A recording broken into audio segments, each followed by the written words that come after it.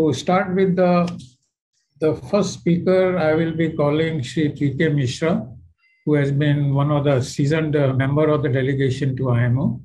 And request to Shri Mishra is, as you know, both COP26 and IPCC 6 meeting preceded our MEPC meeting, which held in 22nd November to 26th. So I would like you to give us a brief that what was the outcome of those two meetings and how did those outcome impacted the working or the decision at MEPC 77. So those are the first question. Then should I ask you questions right away or after you complete it?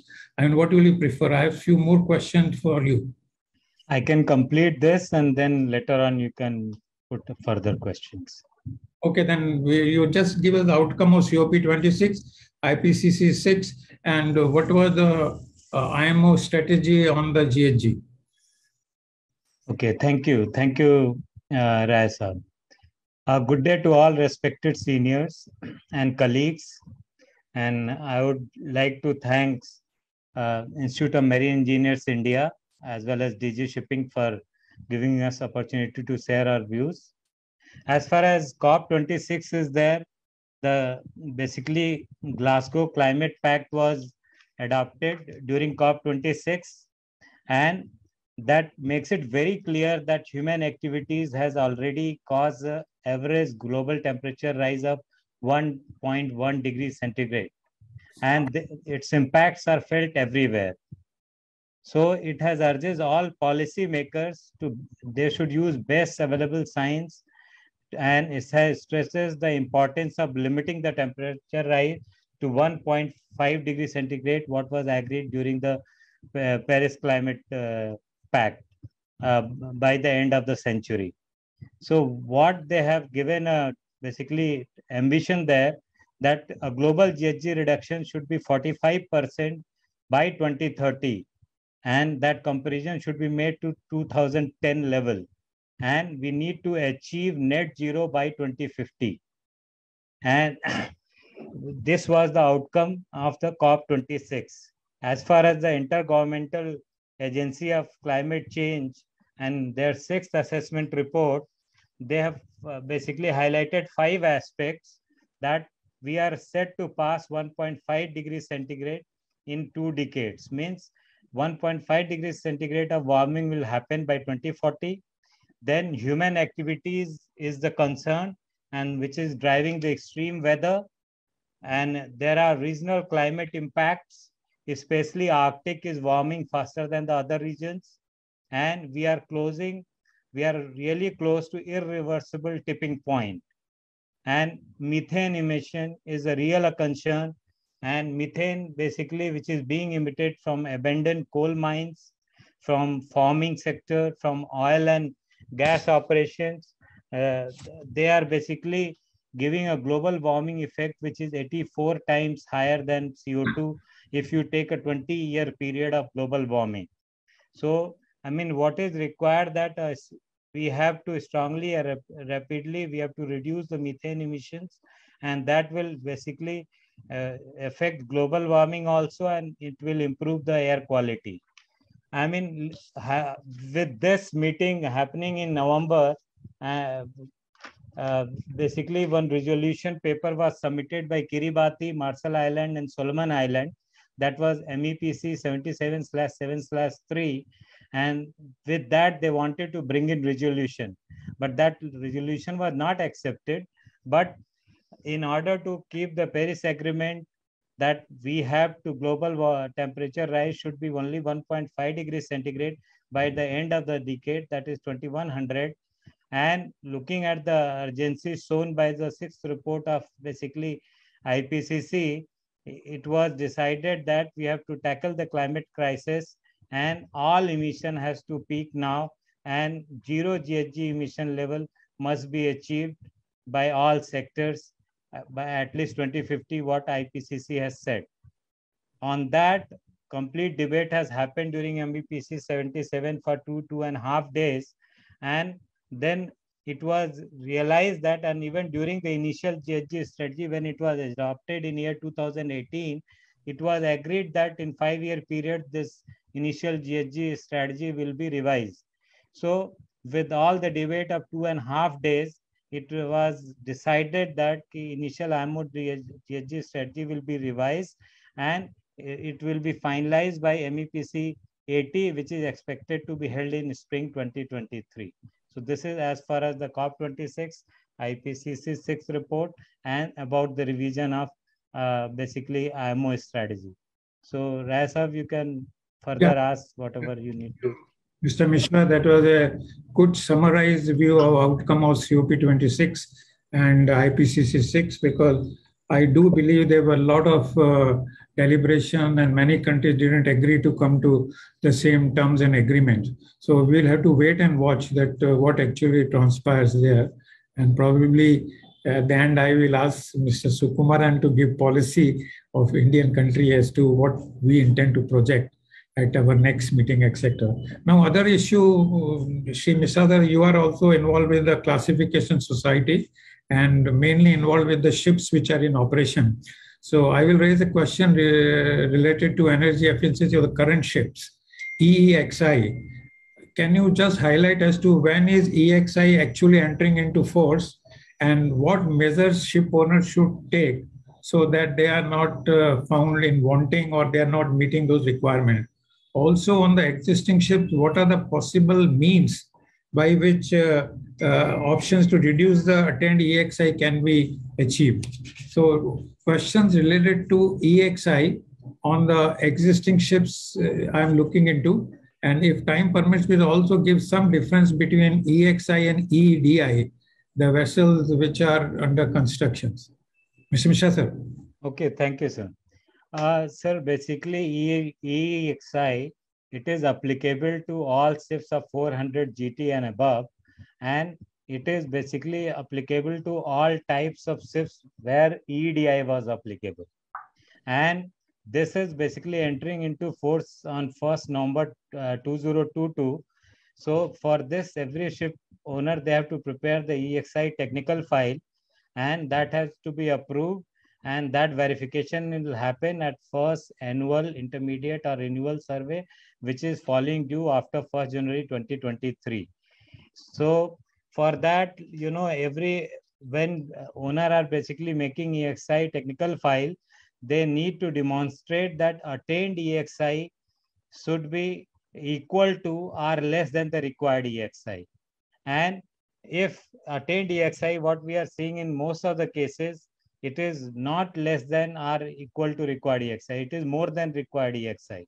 So in that case, they have to basically adopt a suitable technical measure with which they can basically improve the attained EEXI. So if you, I mean, majority of cases, what we have seen that basically they have to adapt to technical solution, and majority of the vessel, they will basically improve the attained EEXI by going for EPL, that is engine power limitation. And if you look at the engine power limitation, that calculation guideline which was approved in during MEPC 76, that is MEPC 334/76, this is for guideline for engine power limitation and use of power reserve. So basically the owner has to approach to manufacturer, because majority of ship, they have to go for EPL, because with EPL there is a improvement in attained energy efficiency with the to the tune of 30%. So if you look at the EEXI basically formula, it is if you look at the numerator of the formula, it is engine power into specific fuel consumption into CO2 conversion factor, and that is divided by capacity, that is, and EEXI speed. So in this, engine power is basically 75% of MCR, but if you have gone in for EPL, then 83% of MCR limited. So in that case, if you go for EEXI after EPL, so once you are taking the engine power, that engine power will be 83% of MCR limited into a specific fuel consumption into conversion factor. And that gets divided by capacity into ship speed at 83% MCR limited. So with that, it has been seen that there are basically improvement up to 30%. But even as for calculation, required EXI can always be calculated. That is, simple formula is there. That is 1 minus x by 100 multiplied by EDI reference line. Now, if you go Marpol Annex 6, Chapter 4, EDI reference line, there are formulas given, and that depends on basically type of vessel, and these formulas are with reference to deadweight of the vessel. And the reduction factor also that is given in Marpol Annex 6, Chapter 4, that also depend on ship type and size. And EPL is basically the best way forward for improving the attained energy efficiency index, and it limits the ship's engine power within optimum engine setting. And as a result, ship speed will be limited.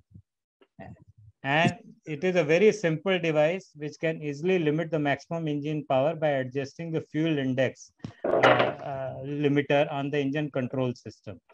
Many times people get confused that EPL, if they're basically going for EPL, will there be any effect on the basically NOx characteristics of engine? So that's just to clarify that if you are going for EPL, there won't be any effect on the NOx technical file. There won't be any, you don't have to update the EAIPP certificate, etc. Even many time, even it comes from manufacturers also, that they want to know whether it is going to basically affect the engine power which is required to meet the minimum power requirement. So again, I would like to emphasize that EPL can be released in case of adverse weather condition. So whatever, whether it is setting on the manual type of engine is there where you have set a EPL there, or if it is electronic engine, electronic controlled engine, there you have carried out basically EPL setting. These all can be reserved. I mean, this can be reversed. And in case of extreme emergency, you can use the reserve power. So basically, if suppose basically there are engine which is mechanically driven engine, in that case, there are basically when limiting fuel index limiter is being set and adjusting screw is being adjusted, then there it is sealed by mechanical stop screw, and that the sealing wire is put with the basically IMO number and everything. So that has to be released. Just a minute, I would like to yeah. Basically, the participant or will be more interested is to know that since this energy efficiency certificate has to be issued by first annual intermediate renewal survey on or after 1st January 2023. So we would more like to know as to what ship owners must be doing today so they can obtain that certificate and their vessel not standard. So I would like you to focus there rather than what, and also if they are not been able to get EXI certificate, what are options they can do? Can you more on that? Yeah, so same thing for meeting the EXI requirement, they have to go for EPL. Majority of vessel has to go for EPL. And once they have gone for EPL, there will be more around in the range of 30% improve in attained EXI. And after doing that also, if suppose they are not able to meet the required EXI, there are basically energy saving devices that they can give improvement into 1 to 3%, energy saving devices such as fitting a bulbous bow, or maybe fitting a Mavis duct, or pre or post swivel fins, propeller bass cap, this kind of thing. With that, they're able to meet the required EXI, and there are basically air lubrication system, etc. is there. But yes, because meeting EXI is not the only thing. Even CII is there, which are operational measures, for which maybe our other colleagues will talk about that. So operational measures, the reduction factor will keep changing with year by year, and it is like it will start with 2023 5%, then 24 7%, then 9%, then 11%. To meet the requirement of CII, people may have to change and go to alternative fuels and maybe carbon neutral fuels or carbon free fuels. That are the future this thing. But for meeting the EXI requirement, EPL and at the most ESD, that will be sufficient. Thank you. Mishra, thank you. I have a last question on the same topic, which mainly has come from the ship managers and operators. They keep asking us if a vessel is built after 2013 and has an approved EEDI technical file, what will be their position of EXI? Vessel built after 2013 and has an approved technical file, what will be the status of the EXI? See, in that case, basically, this attained EEDI can be considered as attained EXI. But they can submit the technical file, and whatever the attained EEDI is there, that can be considered as attained EXI. But the only thing RO has to see, compare it, whether it is less than or equal to required EXI. Only that exercise needs to be done. And after that, IC certificate can be issued. Right. Thank you so much, Mr. Saab.